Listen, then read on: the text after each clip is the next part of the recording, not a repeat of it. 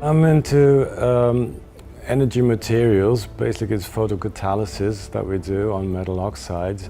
I work on atmospheric chemistry, mainly air pollution and air quality. I'm in organic chemistry, and I work on biological system and metal ions. Molecules that are conjugated, that is, they have a pathway along which electrons can move.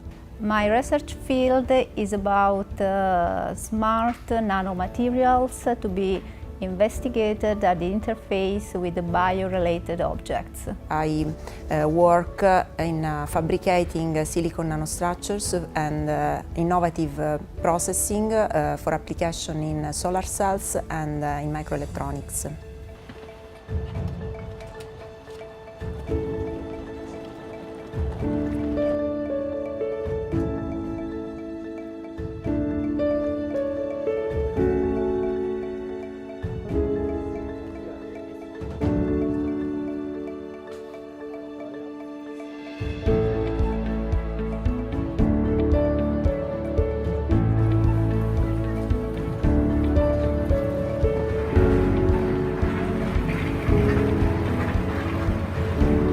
You're putting together a lot of disciplines from different fields. It's my first time here to attend this conference.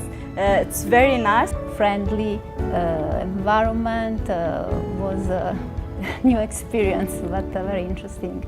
So this is my privilege to welcome all of you in the 27th Assembly of Advanced Materials. And this is going to be, of course, as usual, interactive, because the format of this conference is how to build more interactive sessions, and that's why we put all in a single vessel. So we will sail today all the way on Baltic Sea and will visit Helsinki tomorrow, and then in the evening we will sail again and back to Stockholm.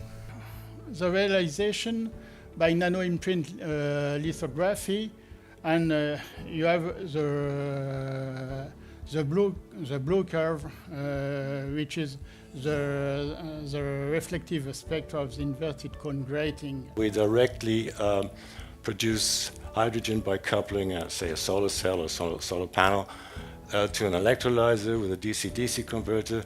Or there's an this is an indirect way, and there's a direct way where you can produce this by immersing a system of photoabsorbers, a photoelectrochemical cell, directly into the solution and produce hydrogen in a direct way by photocatalysis. Let's talk about cost, okay? On the left here, NASA and European Space Agency for a long time have flown sounding rockets. Black Brant in Texas, for example. This is launched north of here in Sweden. And that's about $2.5 million US or more.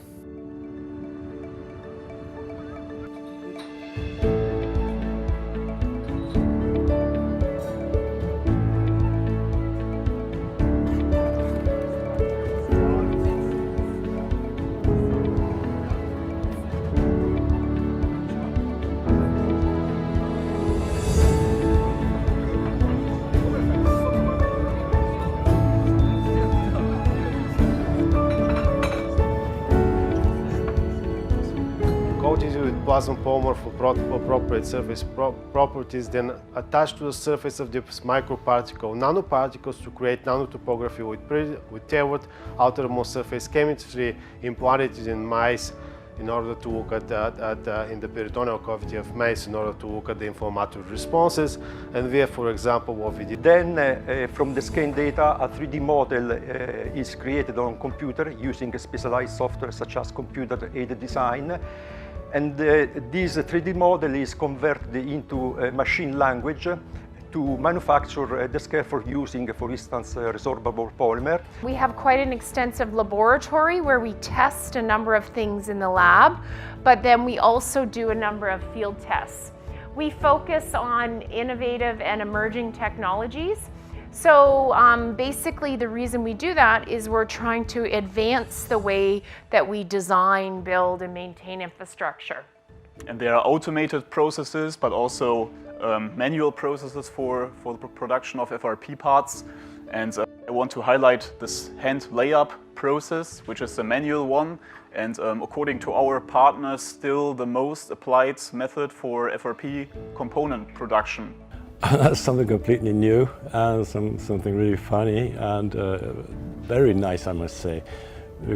Going from one country to the other and not even noticing when you cross the border and waking up the next day in a completely different country. It's really nice, it's different, and it's very well organized. You put people all together, and so it's easier to have to speak with each other. It's not, there is no dispersion, and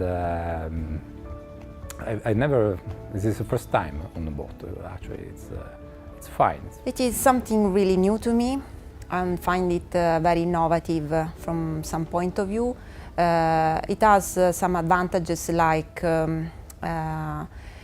you reduce the time to reach the hotel, so this is very useful from this point of view. And also it helps a bit more the networking. It's more convenient because you are closer to the conference room. Yes, it's practical from this side of point of view.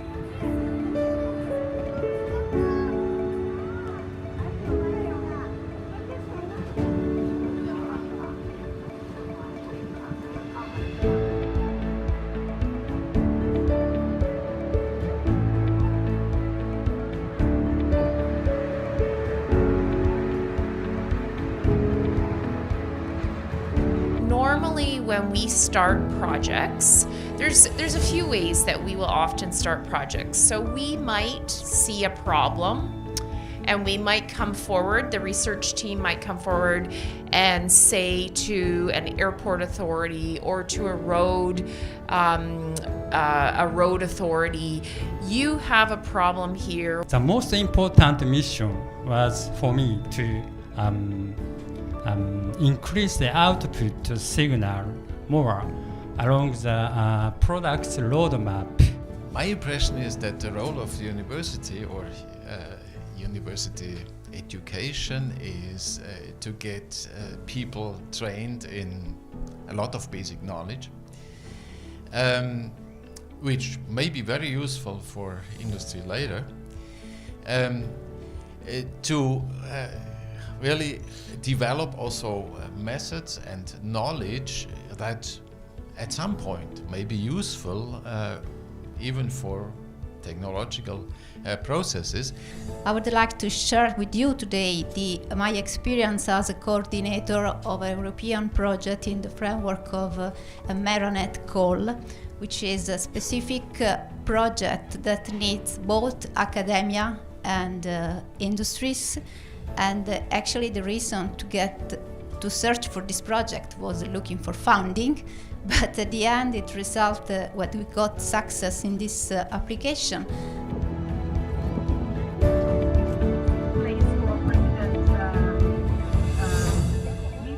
Cultural heritage.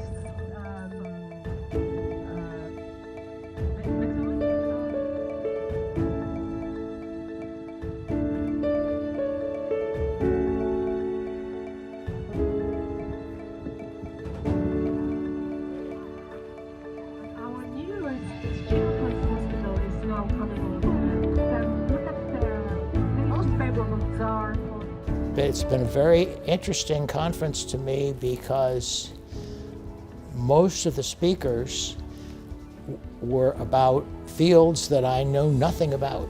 I found it very interesting. I followed very enlightening and interesting talks. I've learned a lot so far. You're putting here together a lot of disciplines from different fields, and it's very, very interesting to see also something aside the specific stuff that you do yourself, and you see some other fields come in and how they relate to what you do. It's very interesting.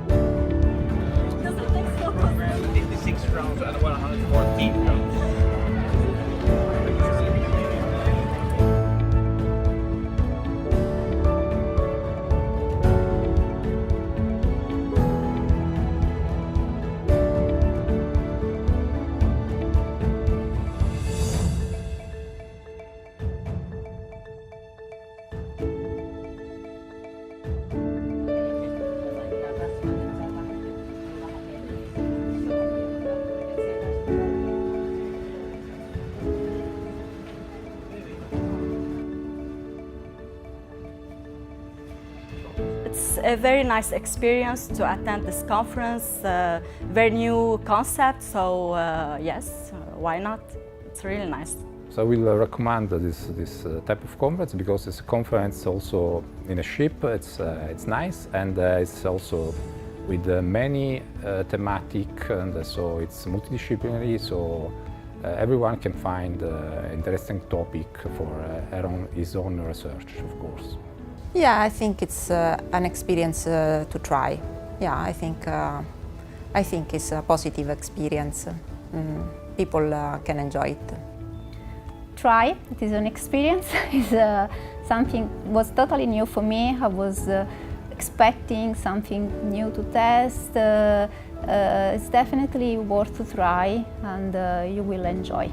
I would recommend to go, definitely. Yeah, it's great. It's great fun, and it's good science.